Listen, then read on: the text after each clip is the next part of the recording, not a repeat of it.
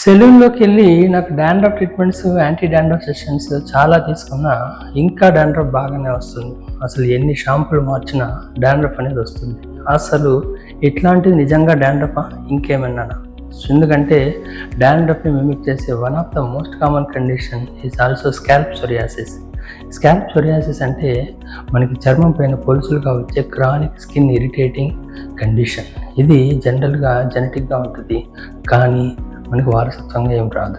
Second thing ఏంటంటే humid వెదర్లో కానీ, place change చేసినప్పుడు కానీ, వాటర్ చేంజ్ చేసినప్పుడు కానీ, స్ట్రెస్ ఉన్నప్పుడు కానీ, కొంతమందిలో రెగ్యులర్గా మనకి ఫంగస్ ఇరిటేషన్ వల్ల కూడా మనకి సోరియాటిక్ ప్లేక్స్ అనేటువంటివి పెద్ద పెద్ద పెచ్చుల్లాగా మనకి వస్తాయి. సో దీనికి ట్రీట్మెంట్ అనేది కంటిన్యూస్గా వాడాలి రావచ్చు, అప్పుడప్పుడు వాడాల్సి రావచ్చు. సో మనకి సోరియాసిసా కాదా అనే విషయాన్ని ఫస్ట్ మనం తెలుసుకోవాలంటే డర్మటాలజిస్ట్ని కలవాలి. కానీ కొన్ని ఎర్లీ సైన్స్ మనకి ఈజీగా చెప్తాయి. జనరల్గా డాండ్రఫ్ పౌడర్ లాగా ఉంటుంది, సోరియాసిస్లో పెచ్చులాగా ఉంటుంది.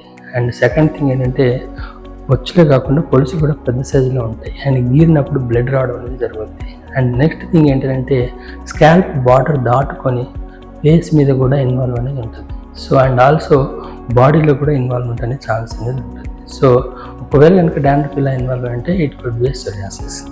సో మీకేమైనా ఉందా? Let me know. Your doctor Nagaraj.